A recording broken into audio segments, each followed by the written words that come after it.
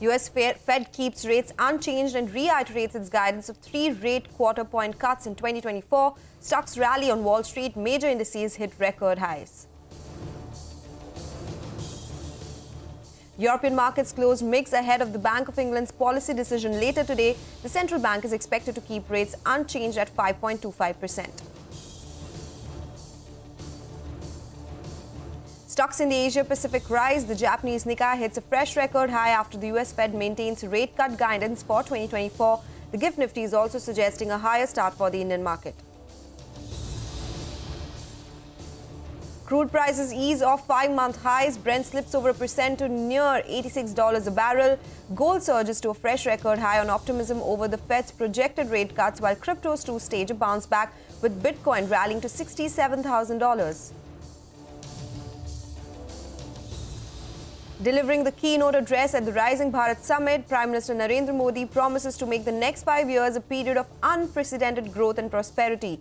He also declares that his government is already working on a blueprint for its third term and also preparing a roadmap for the next 25 years.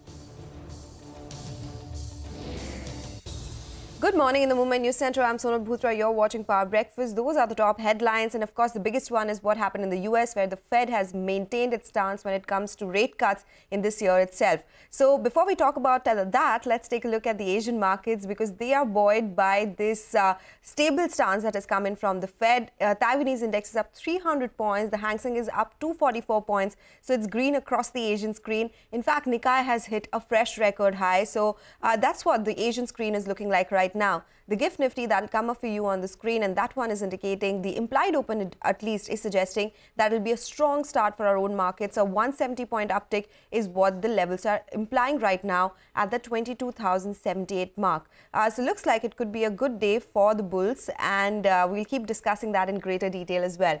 But from Asia, let's talk about the United States now, where all the 3 major averages on Wall Street closed at all-time highs, and it followed the Federal Reserve's decision. The Dow Jones surged 400 points, the S&P crossed the 52,000 mark for the first time and gained about 46 points. The tech-heavy Nasdaq rallied over 200 points. While US equities rose, the US dollar slumped to 103, while the US 10-year Treasury yield dipped to 4.27%.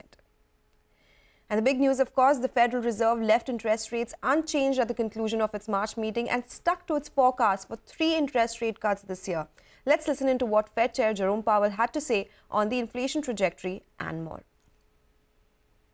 It certainly hasn't improved our confidence. It hasn't raised anyone's confidence, but I would say that the story is really essentially the same, and that is of inflation coming down gradually toward 2% on a sometimes bumpy path, as I mentioned. I think that's what you still see. We've got 9 months of 2.5% inflation now, and we've had 2 months of kind of bumpy inflation. We were saying that it's going to be a bumpy ride. We consistently said that. Now here are some bumps, and the question is, are they more than bumps? And we can't know that. That's why we are approaching this question carefully. It is very important for everyone that we serve that we do get inflation sustainably down. And I think the historical record, every situation is different, but the historical record is that you need to approach that question carefully and try to get it right the first time and not have to come back and raise rates again, perhaps, if you cut inappropriately, prematurely. Okay, let's stay with the Fed decision. We now have CNBC's Steve Leisman joining us now with all the highlights of that decision, the Fed's economic forecast going forward, and more. Steve. The Federal Reserve leaving interest rates unchanged at 5.25% to 5.5%, and leaving in those 3 rate cuts, projecting a year-end funds rate of 4.6%. I'll get back to that in just a second. They see the economy expanding at a solid pace, same as they did in the last statement. Inflation has eased, but remains elevated, same as the last statement. If there's a theme developing here, it is.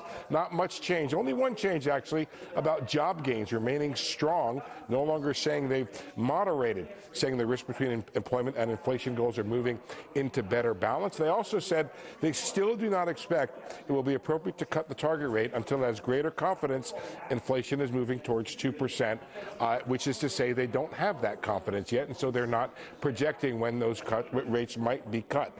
On the projections, pretty interesting here. big boost to the 2024 GDP outlook to 2.1% from 1.4. A tick lower on unemployment, down to 4%. This is the 2024 year end. 2 ticks higher on core PCE to 2.6%. And yet, more growth, more inflation, lower unemployment. They left those 3 cuts in place of 4.6% for year end. They did skew a little bit more hawkish, and I'll get to that in a second. I will tell you they cut 1 rate cut away from next year. They went to 3.9 from to 2.39 from 3.6, and for 2026 to 3.1. And a tick higher, by the way, in the long run rate. They say they remain highly attentive to inflation risks and ready to adjust policy as needed. Guys, I don't have a chart for this, but let me just tell you. In the January projections, there were 5 officials below that median of 4.6%. Now there's only 1. So a lot of people who were more dovish came up, and they're more in line with the committee. But it is an interesting question right now. The Fed sees more inflation, higher growth, and yet they left those 3 rate cuts in place, at least for this year, taking 1 away from next year. Okay, all right. That's a lowdown on Fed's decision that we got overnight. But let's also listen into some reactions coming in from market experts on the Fed decision and commentary as well.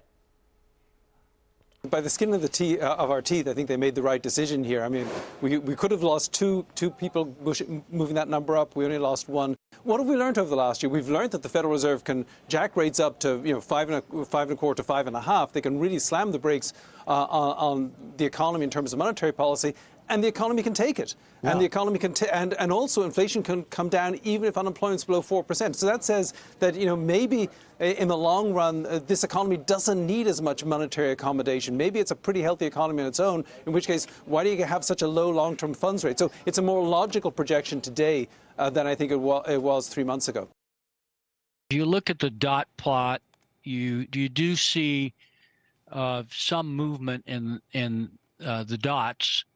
There were, I think, 4 dots. That is 4 moves, and they have all but 1 have moved into the 3 category. The consensus is pretty tight, around 3 moves this year, and I think that's the takeaway, that the consensus has tightened. Yeah, I think they're recognizing that the underlying demand in the economy, underlying strength is pretty robust, and that's why I think they're sticking with 3 rate cuts. There's 3 outcomes that the markets like about the Fed meeting. That's the economic growth upgrade to projections, also the dot plot that didn't change, and Powell did not sound incrementally hawkish on inflation. But under the hood, let's first look at the dot plot. That is teetering on the brink of moving to just 2 rate cuts this year. I think that's where we likely could end up. And also with inflation, Powell sticking to his 2% target. The question is, when will we reach that? I think it could be years rather than months before we get to that 2% target. Okay, it's time to get to the final update on our global market wrap this morning. Mixed cues coming in from the European markets, with the French CAC shedding about 40 points. The German DAX gained about 28 points, while the British FTSE closed at the flat line. The European Central Bank tried to dampen rate cuts bets, with President Christine Lagarde saying that they cannot commit to a certain number of rate cuts even after it starts reducing borrowing costs. Meanwhile, investors in the region will track the Bank of England's decision due later today. The BOE is likely to leave rates unchanged. A day after the inflation in UK fell to its lowest in 2.5 years, markets will also track any hint from the BOE on rate cuts and timelines. Okay, time for a break now, but when we come back, we'll tell you how these cues will impact our own markets, because there are a handful of them, so stay tuned for that.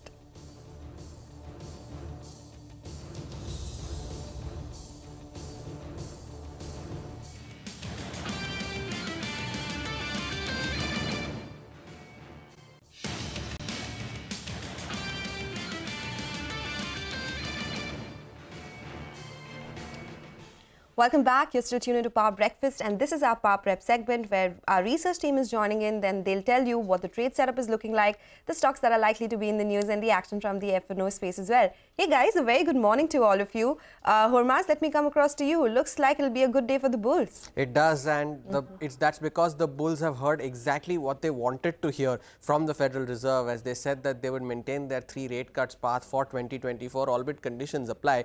But that reflected in the US markets as well. All of them ended higher with gains of over 1% overnight, and that is showing up in the GIFT Nifty as well. It's pointing up to a gap up of around 170 points as we speak. But the key thing to watch out for today is that it's the weekly expiry for the Nifty, so that might come into play today, although the signs are of a relief rally, and that level of 21,900 to 21,950 remains the key range to watch out for the Nifty, as even yesterday there were 2 attempts made to cross those levels, but both of which were negated. One was during open, the other one was during closing. Both of those attempts were negated, so we'll keep that in mind. The levels on the downside to watch: yesterday's low of 2710, it becomes a very important support. It becomes a very important support on the downside. 21,710 is that level. And the other monitorable will be Nifty Bank. It's been grinding lower for 9 days in a row now, and the key thing to watch: the quantum of losses on the Nifty Bank are almost being nothing to almost 0.5%. So the quantum of losses are narrow, but 46,000 is the key level to watch on the Nifty Bank, as it has managed to maintain that level all through this March series. The other key monitorable is IT, whether it will participate in this potential relief rally, as this has been a sore spot this week. The IT index is down 5% so far as we speak. And the other 2 things to watch out for will be gold financiers, because gold is possible in a record high. Gold prices have hit a record high, but all signs of a relief rally, but expiry might be at play today. Okay, yes, it will be. So that will be another important cue as well. Thank you, Harmas, for all those cues. But the other stocks that will be on our radar, Vamakshi is joining us now. Good morning, Vamakshi. Well, good morning, Sonal. Let me first start off with Titan. The stock will be in focus after a report from Mint indicated that Titan is gearing up to debut its Catalan jewelry line in the US in FY25. Keep an eye out on TVS Motors. They will be issuing preferential bonus shares in the 4:1 ratio, which is worth almost 1,900 odd crores. This will be utilized from the general reserves of the company, and additionally, the company has also inducted 2 new independent directors. Keep an eye out on Vocart. The company has launched QIP to raise funds. The quantum of the fundraise has not been specified, but the floor price has been determined at almost 544 rupees per share. PB Fintech will be incorporating an arm, PB Pay Private Limited, and this is to carry on business of payment aggregator. On incorporation, the proposed company will be applying to the RBI for payment aggregator license. Prince Pipe will be acquiring bathware brand Aquil and its plant located in Bhuj, Gujarat for 55 crores. Hinduja Global Solutions plans to rationalize the supply chain management function, includes monetization of its optical fiber assets for almost 208 crores. This will be used to retire debt, thereby bringing in interest cost savings. RVNL has emerged as the L1 bidder for a project worth 167 crores of SERHQ Electrical South Eastern Railway. Lastly, let's also focus in on ASM Tech. The company has announced preferential allotment of equity shares and warrants amounting to 170 crores. This fundraise was led by stock market investor Mr. Mukul Agarwal, and in fact, the funds will be used to leverage, both the scale and competence, and therefore they will be setting the stage for accelerated growth over the next 3 years. Okay, all right. That's a long list of stocks. Thank you so much, Vamakshi, for that. Let's talk about the cues from the FNO space. It's a very important day today. Manglam is joining us now. Manglam. Indeed. So let's just put a 3-point setup for the markets today. One, the Fed maintained their 3-cut stance, and that led to a rally overnight. Secondly, we have the Nifty options expiry, which is playing out. And thirdly, the FII long exposure has dropped to 31%, which is the lowest that we've seen in the last many trading sessions. In fact, the lowest for this series itself. The market recovered from lows yesterday, but despite that, the FII selling in index futures has been relentless. That can only mean 2 things. One, rallies may get sold into, or secondly, if they do not get sold into, there could be case for sharp short covering. The FII sold about 928 crores in index futures, with longs dropping to 31%, and the net long exposure has moved to a negative 95,000 contracts. That's 95,000 contracts of short exposure. That compares with just 30,000 short contracts 8 days ago.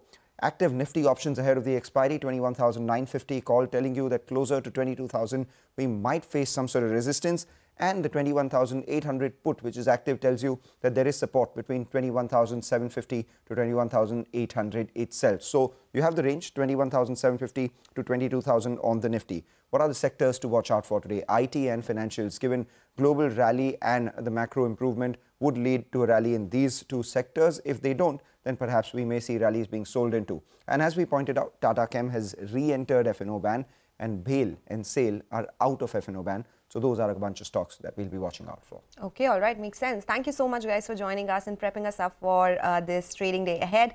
We'll slip into a break now. When we come back, we'll talk about commodities market now because there's a lot of action there as well. So stay tuned.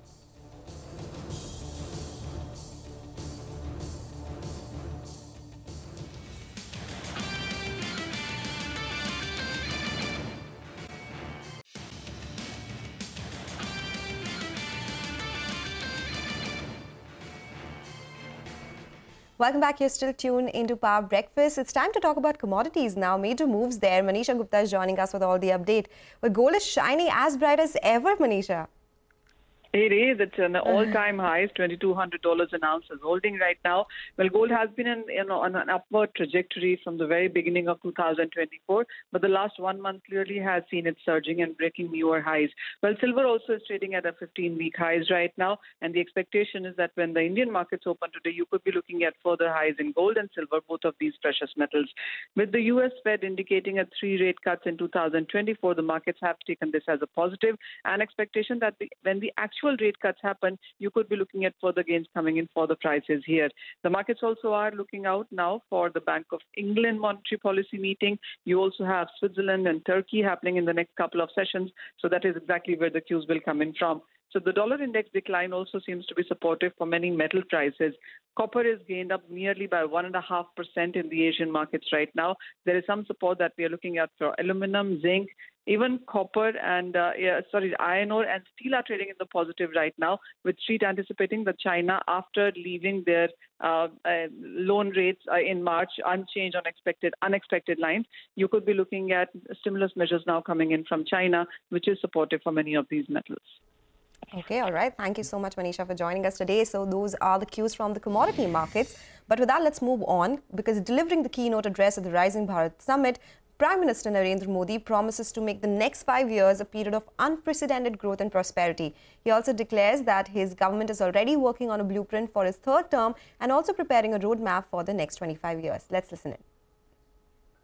हम अगले 25 साल का road map बना रहे हैं और अपने तीसरे टर्म के पहले 100 दिन का प्लान भी बना रहे हैं। सिर्फ 10 साल में 25 करोड़ लोगों का गरीबी से बाहर निकलना, क्या ये ऐसे ही हो गया होगा क्या?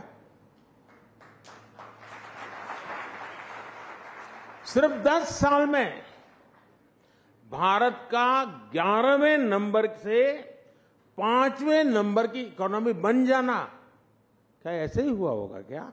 नीयत सही तो काम सही। और नीयत कौन सी? नेशन फर्स्ट की नीयत।